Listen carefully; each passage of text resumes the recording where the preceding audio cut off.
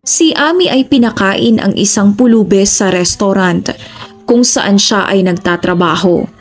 Ilang minuto ang makalipas ay sadyang nagulat siya na malaman kung sino ang pulubing kanyang natulungan. Nagugutom si Ami ng sobra nung gabing yon nang siya ay magbalik mula sa kolehiyo. Pero dumiretso din siya ng restaurant kung saan siya part-time na nagtatrabaho.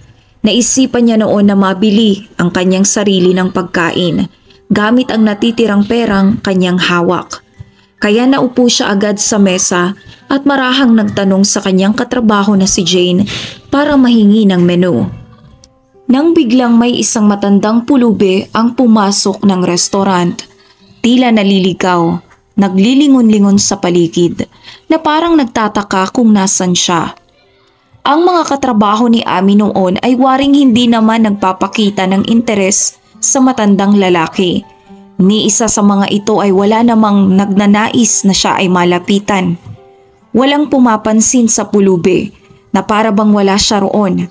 Nakalimutan naman halos ni Ami ang gutom nang mapagtanto ang labis na pangangailangan ng matanda. Kaya agad siyang tumayo. Nilapitan ng pulube at hinawakan ang kamay nito para akayin paupo sa kanyang mesa. Dito nagawang tanungin ni Ami ang kanyang kailangan.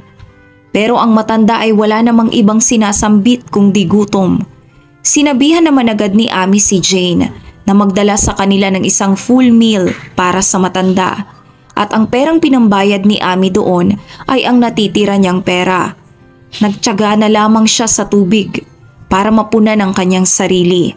Habang nakain ng matandang lalaki, ay sinimulan na rin ni Ami ang pakikipag-usap dito. Ang lalaki ay napatingin naman kay Ami, na waring naguguluhan. Si Ami ay pinanganak sa isang mahirap na pamilya, na nakatira lamang sa isang maliit at lumang cabin house sa labas ng syudad. Pero nang si Ami ay nag-anim na taon, ang kanyang ama na si Peter ay nilisan bigla ang kanilang ina na si Deborah at kanilang mga anak, at ang pag-iisa ni Deborah ang nagpadamas sa kanya sa hirap ng pagkakaroon ng 4 na anak ng mag-isa. Ang lahat ng trabaho ay kanyang pinasukan para kumita, para lamang masuportahan ang kanyang responsibilidad. Nangarap si Ami na makatungtong ng kolehiyo, pero si Deborah ay nilinaw ng todo kay Ami na hindi niya magugustuhan na makitang nasa kolehiyo ang kanyang anak. Gayunpaman, si Ami ay mas lalong nagsumikap sa edukasyon. Nang siya ay nag-high school, si Ami ay ang magandang halimbawa ng isang estudyante na sinasabing nagsusunog ng kilay sa pag-aaral. Hanggang sa makuha niya ang isang partial scholarship para makapag-aral sa kolehiyo sa anumang prestihiyosong kolehiyo ng kanilang bansa na kanyang nanaisin. Pinili niya na mag-aral ng medisina.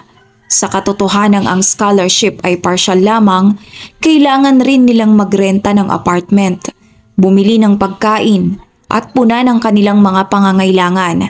Dahilan para magsikap si Deborah sa pagtatrabaho ng part-time, at ito nga ay ang maging tagalinis ng isang high school. 2 taon ang makalipas, si Deborah ay nalagay sa isang clinical heart failure na kinakailangan ng matinding operasyon at gamutan para mapagaling. Ang open heart surgery na kanyang kailangan ay pwedeng magkahalaga umano ng 18,000 dolyar. Dahil wala namang kakayahan si Deborah na magkaroon ng ganong kalaking halaga, ay wala siyang nagawa kundi paglabanan na lamang ang kanyang kondisyon. Hindi na siya makakapagtrabaho at hindi na makakaganap pa sa kanyang responsibilidad.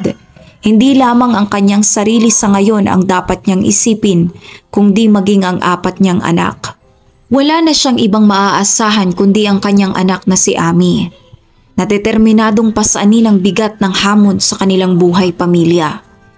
Ang makahanap ng trabaho na may sapat na sahod para masuportahan ang kanilang pangangailangan.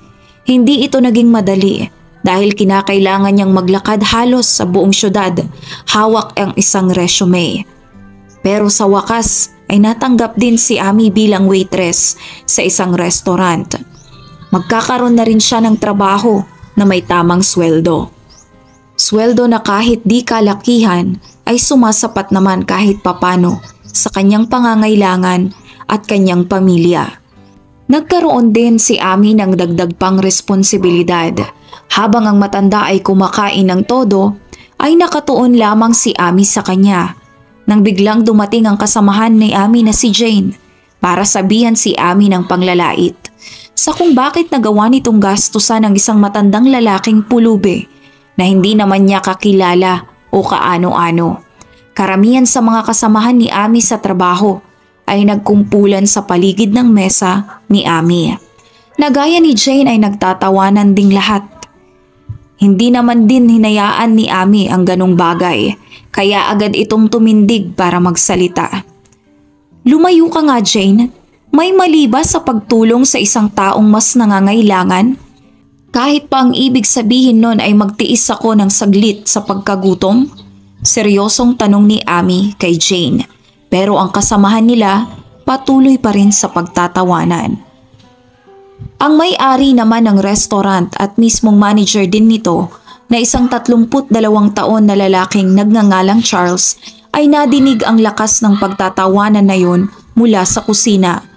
Kaya naman napag-isipan nito na puntahan yun para malaman kung ano man ang nangyari. Natahimik siyang nakalapit doon kung saan naabutan pa niya ang pagtatawanan ng kanyang mga empleyado. "Oh, anong meron dito?" Panggulat na sambit ni Charles sa seryosong tinig. Biglang natahimik ang lahat. Tanging si Jane lamang ang nagsalita para isumbong sa boss ang bagay na ginawa ni Ami. Nang malaman ng lahat, imbis na kumprontahin agad, ay nilapitan ni Charles si Ami sa mesa, kung saan nakaupo din ang pulubi. Nagpupunas pa ang matanda noon ng kanyang bibig nang malapitan ito ni Charles nang biglang natigilan.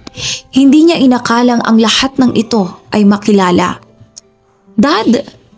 Ang matanda naman ay agad na tumayo sa harapan ni Charles at tumugon ng pangiti.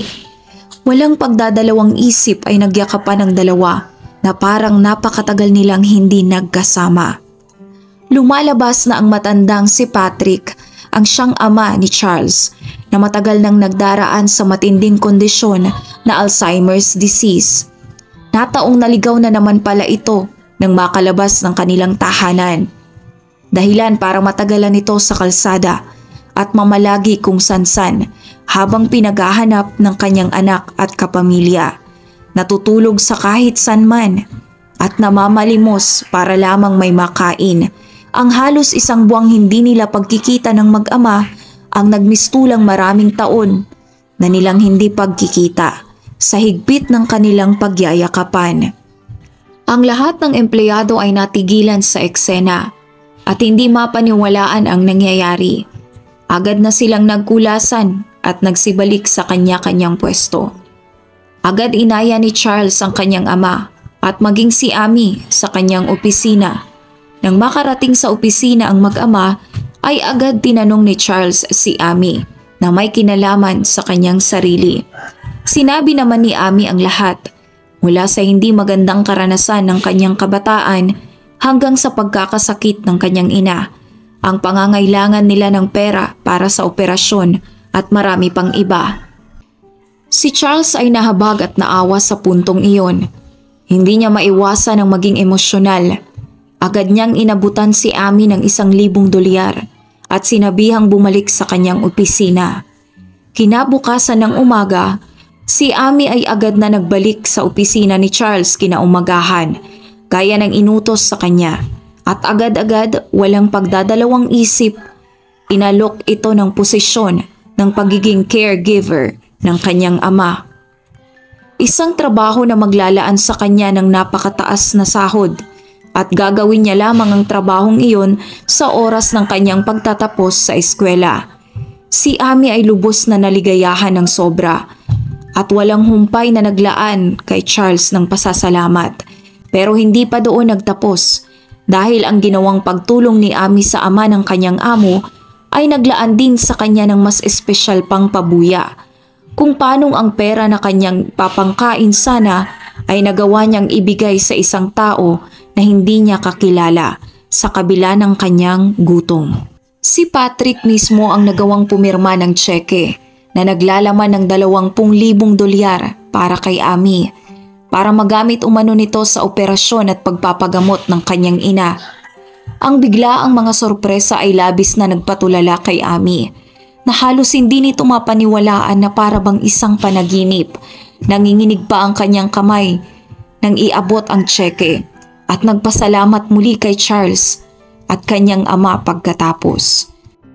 Matapos yon, si Amy ay nagmamadali ng umuwi kung saan nagawa na agad nitong pasimulan ang open heart surgery ng kanyang ina. Gumaling ng lubusan si Deborah at nagbalik sa kanyang dating lakas. Si Amy naman ay mas nagsikap sa pag-aaral para matupad ang kanyang pangarap. Masaya naman si Charles na makita din ang kalakasan at pagkabuti ng kondisyon ng kanyang ama. Dahil sa matinding pag-aalaga ni Amy, inaalagaan ni Amy ang matanda na parang ito'y kanyang ama.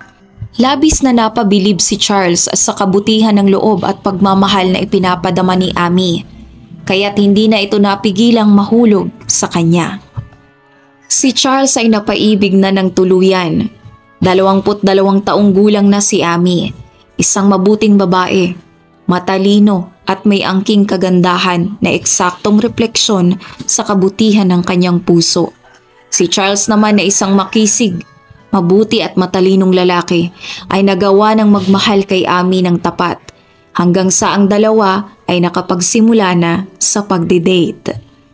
1 taon ang makalipas, ang dalawang nag-iibigan ay nagdesisyong magpakasal at mangarap na bumuo ng isang masaganang pamilya. Naging daan ito para maranasan ng pamilya ni Amy ang magandang buhay na nararapat naman para sa kanila. Nagbayad si Charles ng sariling apartment para sa kanyang biyanan at mga kapatid ng kanyang asawa. Nahanapan din niya ang kanyang biyanan ng trabaho na may mas mataas na sahod at ang mga kapatid ni Amy ay nagawa namang makapag-aral sa magagandang eskwelahan. Isang kwento na nagpapakitang ang kagandahang loob ng isang taong nangangailangan ay palaging masusuklian ng tadhana sa mabuting paraan.